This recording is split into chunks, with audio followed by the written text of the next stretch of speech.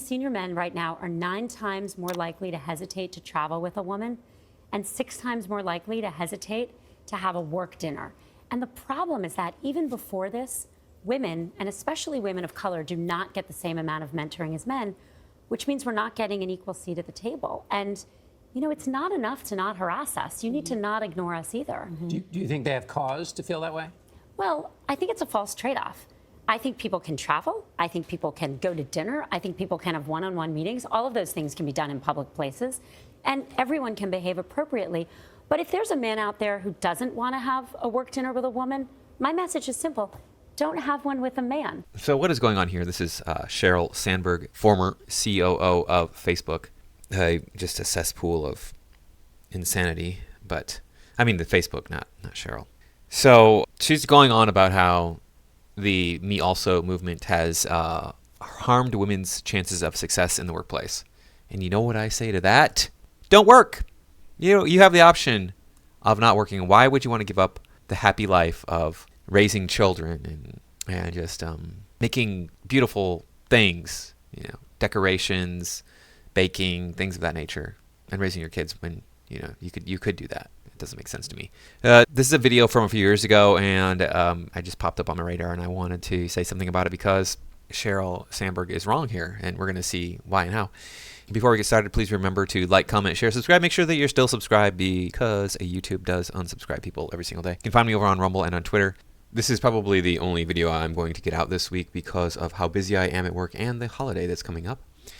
Now, some people have come into my comments and said that they don't want me talking. They just want to watch the video, and I don't make any comments. In this case, with this particular video, I'm probably going to get hit with copyright, so I need to pause it and talk about it rather frequently. And in fact, I'll probably end up pausing the video feed while the people in the video talk. So, sorry for this one. You don't get just the video. I'm gonna have to avoid that copyright stuff. So let's get into it. Women are still navigating the effects of the male-dominated workplaces a year and a half after the rise of the metoo movement. Now, that's according to a new study by leanin.org. That's an organization dedicated to helping women achieve their goals. It found, and these numbers are very troubling, 60% of male managers say they are uncomfortable interacting with women at work, and that's up 32% from 2018. Can you blame them? I mean, seriously. I'm surprised it wasn't 60% in 2018 and up another 30% on top of that to 92%. I'm not comfortable interacting with my female coworkers. I don't do it. I avoid them at all costs, basically. I just stay away. Don't talk to them. Don't have anything to do with them. Just leave them to their own devices. They can do it without me. They've made it perfectly clear that I'm just an evil, oppressive man, and they're much better than I am at everything. So why would I bother having anything to do with them? They know everything. They don't want to share everything with me. Why would I care to engage in that whole situation then? I wouldn't. All right, moving on. Workplace interactions that men are nervous about include mentoring, socializing, and having one-on-one meetings with women. Sheryl Sandberg, Leanin's founder and Facebook's chief operating officer, is with us first on CBS This Morning with a look at the survey's results. Sheryl, good morning to you. Thank you all for having me because this topic is so important. No, I read... Not even a little bit important. I mean, when it comes to women in the workplace, it's completely unnecessary for society to function. So society was functioning perfectly fine. And where has it gone in the last 50 years? The numbers and my mouth fell open. I'm thinking, what message does it send? Well, we're in a bad place. So 60% of male managers in the U.S. are afraid to have a one-on-one meeting with a woman. How do you get promoted without a one-on-one meeting? No one's ever gotten promoted without a one-on-one meeting. I feel confident in that. Senior men right now are 9 times more likely to hesitate to travel with a woman and 6 times more likely to hesitate to have a work dinner. And this is what you wanted. You wanted to be evil and vindictive to men, get men fired, have the power over men, be able to take control of your lives. And you don't need no man. You're a strong, independent woman who needs a man like a fish need a bicycle. So this is what you got. Men don't want to have anything to do with you. This is permeating all parts of our world. As soon as you give women the upper hand, men don't want to have anything to do with women. Wow, what a shocker. And women have always had the upper hand socially. Always. They've had the upper hand socially. Now you give them political and economic strength, power over men. What did you expect was going to happen? I mean, this is like... These people, it's like looking up at the sky and going, I never knew the sky was blue. What the hell? Where'd that come from? Problem is that even before this, women, and especially women of color, do not get the same amount of mentoring as men, which means we're not getting an equal seat at the table. And You're a big-time COO of a well-known company. Why aren't you mentoring women of color then, Sheryl Sandberg? And, you know, it's not enough to not harass us. You need to not ignore us either. But that's what you want, especially when you know, any little thing can be considered harassment. Yeah, everything. This happened to me recently.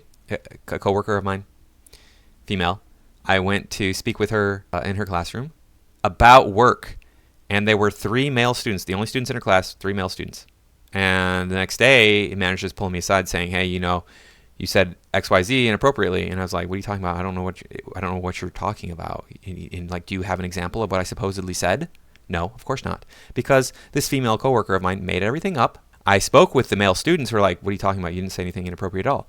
Because anything can be made inappropriate in the minds of these insane people. So that means that I don't talk to that coworker anymore. Now she doesn't work with me anymore. But it's like, okay, well, I don't know what I supposedly said to you that is offensive because I didn't say anything offensive to you. We were talking about work, specifically about work, not about anything else. And she shared like personal stuff with me that she probably shouldn't be sharing with me at the workplace. But that's what these women do. Everything is offensive. Everything is racist. Everything is sexist. And you have to point it all out. You have to get every man fired for being racist and sexist because everything is racist and sexist. Idiots. Do you think they have cause to feel that way? Well, I think it's a false trade-off. I think people can travel. I think people can go to dinner. I think people can have one-on-one meetings. All of those things can be done in public places, and everyone can behave appropriately. But if there's a man out there who... No, just like I just said, we don't know what is inappropriate to you people. You people are insane. We don't know what we're going to say that's inappropriate. who doesn't want to have a work dinner with a woman, my message is simple. Don't have one with a man. Yeah. Group lunches for everyone. Make it explicit, make it thoughtful, make it equal. People don't get promoted in group lunches either. Correct. You have to have a one-on-one meeting. And the reason why this troubles me so much is that if men are doing the right thing and they're behaving appropriately, they don't have to worry about any of this. They don't have to worry about being accused. You say men need to step up. Men need to step up. We need to redefine what it means to be a good guy at work. It's I don't know if you just noticed that. I'm going to point this out. Let me go back here, see if I can. Right here. Look at her left hand, her left ring finger. There's no ring on it. Now, I'm not going to call her out so much, but we are going to talk about this in a little bit, about these women not being married. The men, at least the one man I know for sure is married. He has a ring on his finger.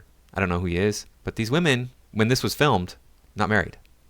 Could it be that, you know, you're chasing the wrong things in life? If you want to be married, don't be worth millions or billions of dollars if you're a woman.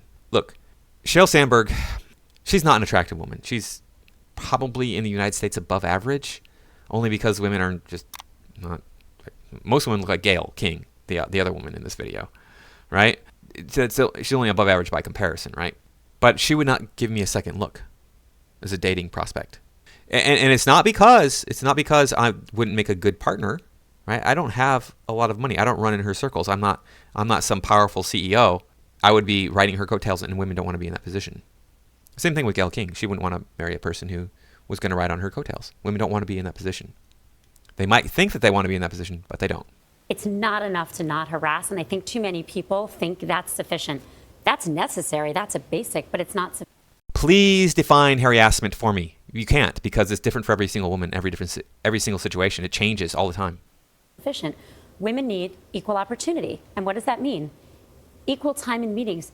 It means the right kind of feedback. So a recent study of performance reviews showed that 66% of women got feedback on how they work, their style. They're too aggressive, they're too this, they're too that. Do you know what percentage of men got that feedback? Probably not a lot. Less than 1. Mm-hmm. And that just says to me that women are being more aggressive and more bossy in the workplace than men are. It doesn't tell me that, oh, we have prejudices. No, it just says that women are inappropriate at the workplace and think it's okay that men are not. And I've seen this in my own life. You challenge a man at the workplace and he'll speak to you calmly and explain the situation. Whereas if you challenge a woman, it's a blow up, screaming match. I've seen men commit violence against their coworkers too. I mean, women pick fights with me at work. Are you kidding me? For what? For saying, no, I disagree with you. Oh, okay. You disagree with me? I'm going to beat you up. All right. Really? That's your solution? I want to punch you in the face because I disagree with you. I'm allowed to disagree with you. less The than. behavior. What That's right. essentially they're saying their behavior. Yeah, That's what is right. style feedback? Yeah, what is Style that? feedback is how you behave, it's how you do the work you do, not the work you do. So women are getting feedback that they're too bossy, they're too aggressive, they're too this, they're too that, and men are getting feedback on their work. And that's one of the reasons. So we can see Gayle King's ring finger now. There's no ring on it. This guy is married. I don't know about this guy over here. You never really get a good look at his ring finger. So, and he's so far away. I mean, you could see it now, but it's so far away that maybe there's a ring there, but we can't tell for sure. Why men get more promotions. Also, that informal time, when the boss takes a trip, takes a junior colleague, that person gets all of that context, all of that time to spend with the boss. Who do you think gets promoted? And so our message is really simple. If we want to stop sexual harassment in the workplace, one of the things that does that most effectively is having more senior women. The only way we're going to get more senior women is if women are getting the same numbers of meetings, the same one-on-one coaching, the same feedback on their work, so that they can get the promotions they deserve. Right. It has absolutely nothing at all to do with women and their choices. It has nothing to do with the fact that women want to have a better work-life balance, that women are less likely to put in overtime. Women are more likely to take off time, especially to take off time to spend with their children. None of those factors are a part of the equation at all. None of them. It's all just men are prejudiced against women. That's what it really comes down to. And that's it. I don't know what to tell you. So other than men not meeting with male colleagues if they're worried about meeting with, because everybody knows about gossip. There's gossip in our industry. Yes. And so there's gossip, and surely men are not crazy to think, gee, if I have a one-on-one lunch or have this mentoring meeting, the gossip gets out of control. Suddenly I'm having to explain something when nothing was done wrong. What other steps then should men do if they have these concerns about what can happen in a workplace where, again, they have no control over when tongues start wagging? Well, look, I'm with Gayle. You have to be able to have a one-on-one conversation. And those conversations can happen in rooms with the doors open. In a public restaurant, having a lunch or dinner, I don't really think you can get falsely accused of something. And of course, she would think that because you're an idiot. Now, maybe I'm talking out my butt because she is worth over $1 billion, so she's doing something right. The thing is, you can get falsely accused. You can get falsely accused of saying the wrong thing. You get falsely accused of having a relationship. Or you get falsely accused of stiffing the waiter, or saying the wrong thing to the waiter, or of walking out on your half of the check and not paying it. Why couldn't you get falsely accused in a one-on-one lunch? It's ridiculous. I think men need to step up, and they need to say, in order to get women promoted, those women need the same coaching, the same feedback, the same opportunities that men get. Sheryl, I want to ask you a little bit about Facebook. As you know, one of Facebook's co-founders, Chris Hughes, wrote an op-ed calling for Facebook to be broken up. He described the company as a monopoly that crowds out entrepreneurship and restricts consumer choice. What's your response to that? So we know, and I know, that there's real concern about the size and power of the tech companies, including Facebook. And those are the right questions to be asked. But I love the corporate speaker. Those are the right questions to be asked. But it's so like she's a robot. She's not even a human being. She has all these lines that have been programmed into her, and she wants to say them over and over again. I think the right answers are about writing the right rules for the internet, because you can break us up, you can break other tech companies up, but you don't actually solve the things people are worried about: privacy, elections, content. And so at Facebook, we know that we have hard work to do to earn back people's trust, and we're doing that work. We're doing two things. The first is we are fundamentally changing how we run the company. We have massive teams in place whose whole job is to protect people's privacy, protect elections, go through our systems and find things. But yet it still keeps happening, though, Sheryl. I mean, we know that Facebook has taken some knocks. Facebook has addressed it. But some people say that it really hasn't changed. One of Chris's points that he made when he was here is that Facebook has gotten too big, not just to fail, but too big to care. Does he have a point here? I don't believe that's the right point. In fact, one of the reasons we've had so many announcements of vulnerabilities is we're finding them. We made a commitment. Mark and I have said we are going to do anything it takes to fix these systems, and we believe we can do that. Now, how do you do that? You put teams of people in place, and they go systematically through things, and they find vulnerabilities, and then we announce them. We've also and the vulnerabilities are anybody who disagrees with you. So built a lot of tools to have other people find things. So you see these reports, oh, I found another thing on Facebook. We're grateful for that, because that means it's another thing we're going to fix. Now, it is true that the size and scope of what we face is unprecedented. We know that. And we know we have a deep responsibility to protect elections, protect privacy, and we're doing the hard work to do it, and we're going to continue to do that hard work. What image do you think people have of Facebook? Look, I woke up yesterday morning, and I got on Facebook. And I saw two things.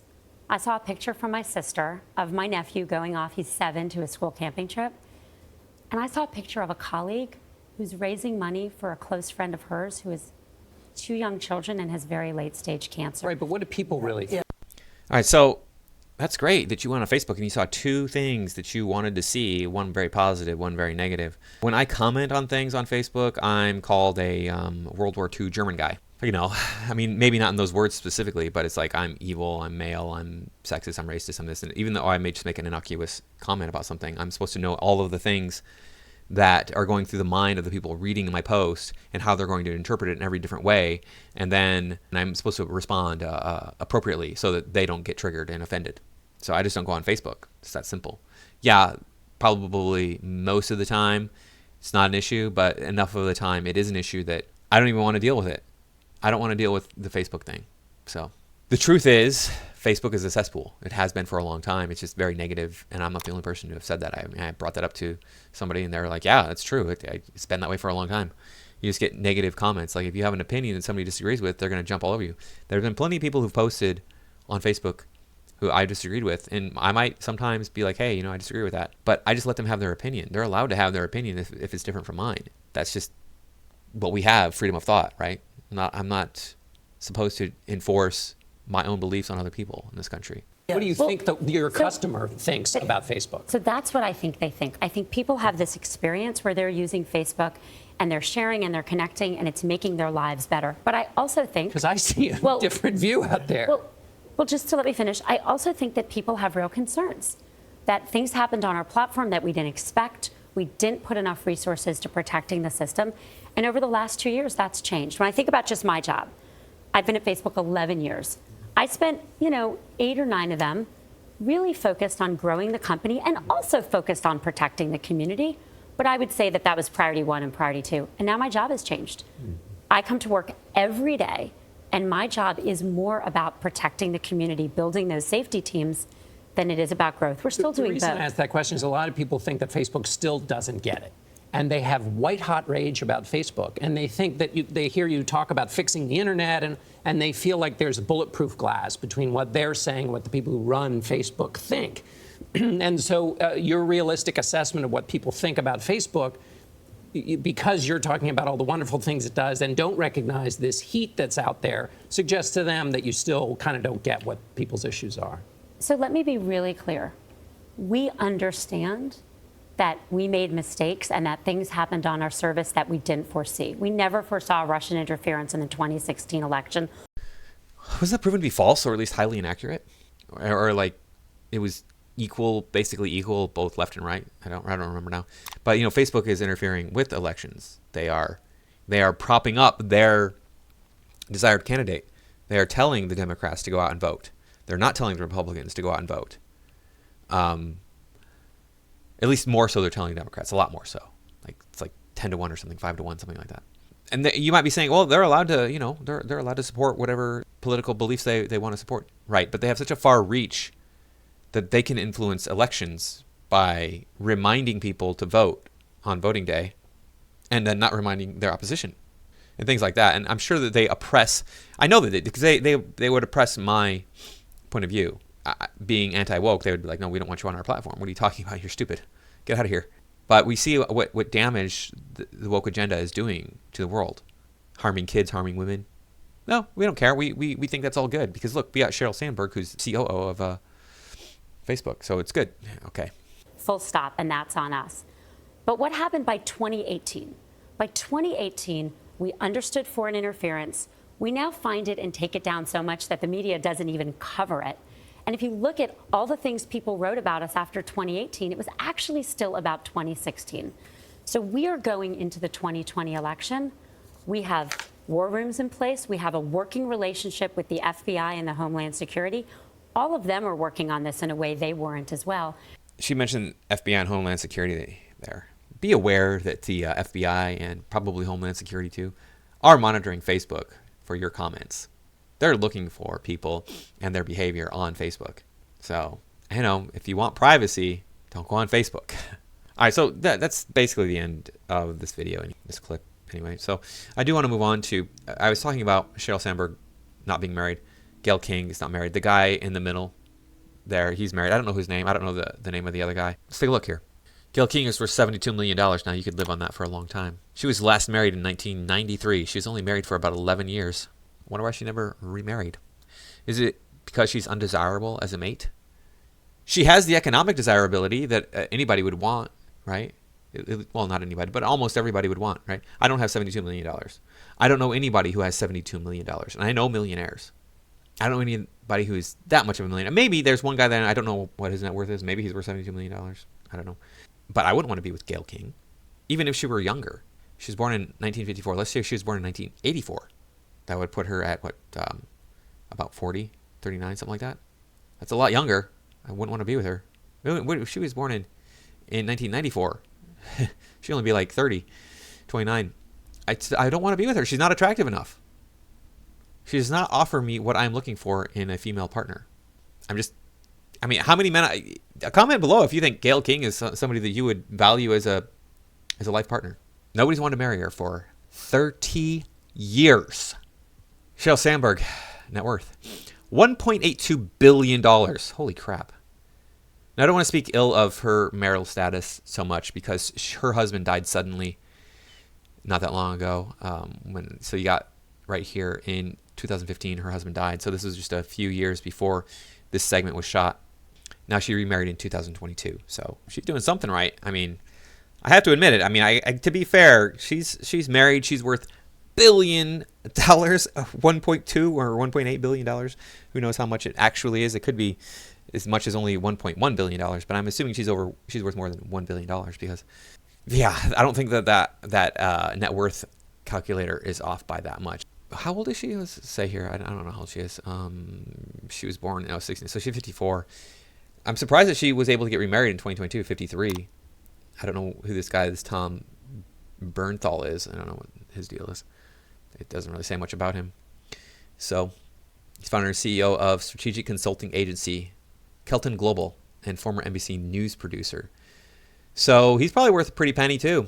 But those are the kind of people that she's running around with. She's not going to be finding a guy who is not worth anything and then bringing him up with her. Whereas a man could do that. And a man would do that. A man would find a woman who's a barista and be like, yeah, I'm worth $28 million. Do you want to hitch your wagon to mine? I can help you get more money on your own, but you don't need to. Anyway, you can just live and be my wife and not work for anybody.